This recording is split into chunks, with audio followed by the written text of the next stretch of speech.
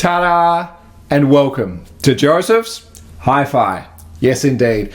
And finally, we're now going to get an opportunity to have a look at Led Zeppelin 2, the album. And we're just going to look at it in a slightly different way. Generally, it goes without saying, check out Mike from the In Groove in Phoenix, Arizona, who's obviously reviewed the Led Zeppelin 2 album extensively with all the different versions and which ones you should own and which ones you can give a miss. We're just going to look at two I have today, and I just want to show you something a little bit different. Of course, because of the copyright laws and all the rest of it, there's only so much I can and can't demonstrate with you. And of course, if you've never joined this channel before, well, then I welcome you. You don't have to subscribe or do any of that other nonsense. I'm just putting videos up here as a little bit of a archive to my life for future generations to peruse. Anyway, let's enjoy some sumptuous sounds where possible today, and let's go heading into the cupboard and finding this particular album.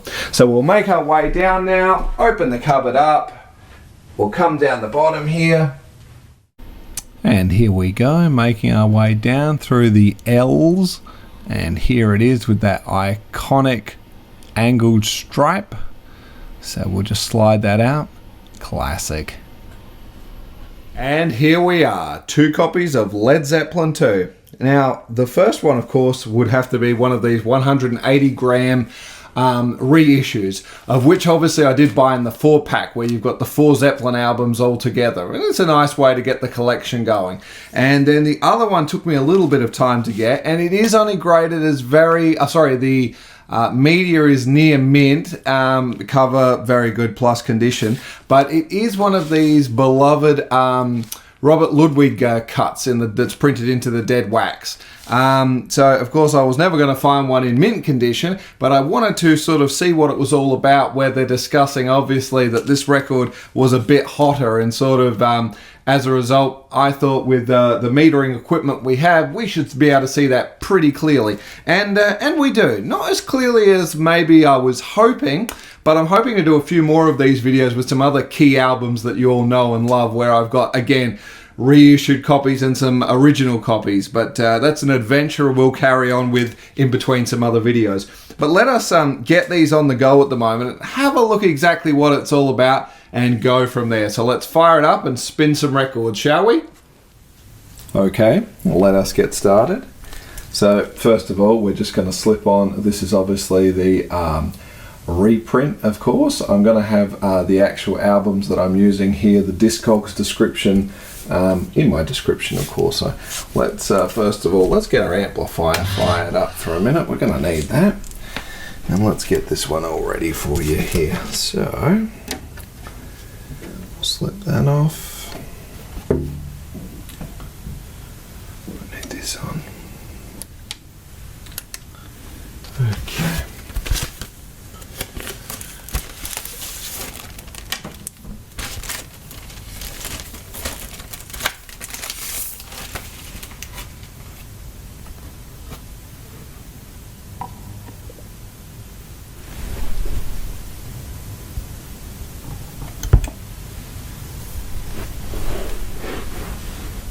Okay, so let's just fire up the analyzer here as well. We're just going to focus on this Dorrough here on the right channel particularly. Of course, left is more important, especially with mono pressings.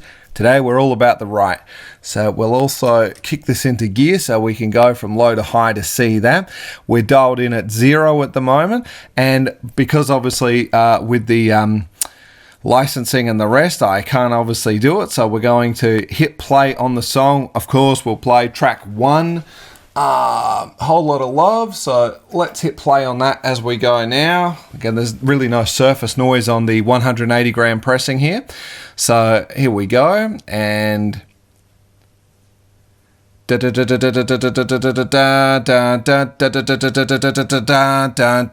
okay, and what we're just going to wait on here for is for Bonzo's drums to kick in to give us a bit of an accurate reading as to what's happening.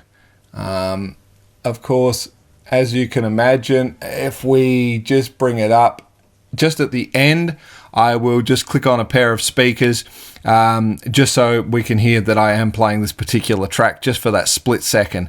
So as we start kicking into the song now, I can hear we've just got the drums going now. So here we go. Everything's looking pretty good here. And I must admit, it sounds fantastic. So that'll do for that. We'll just make sure I'm playing the right piece of music.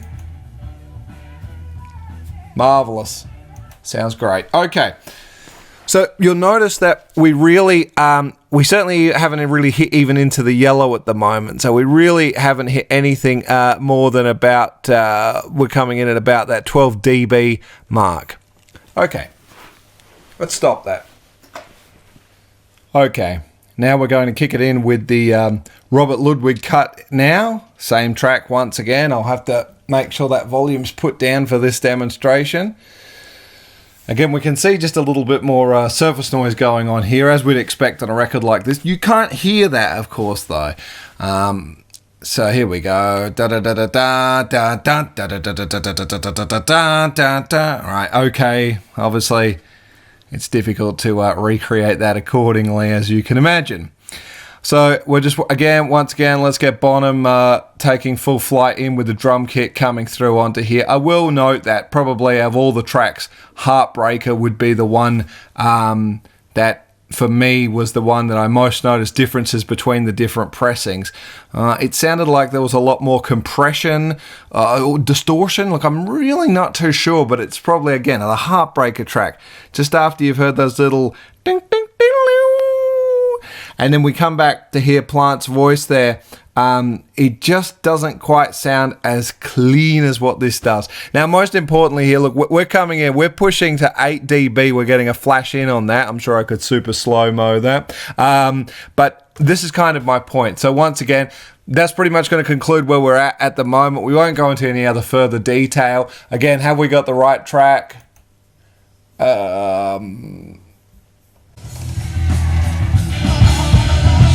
Sounds damn fine to me.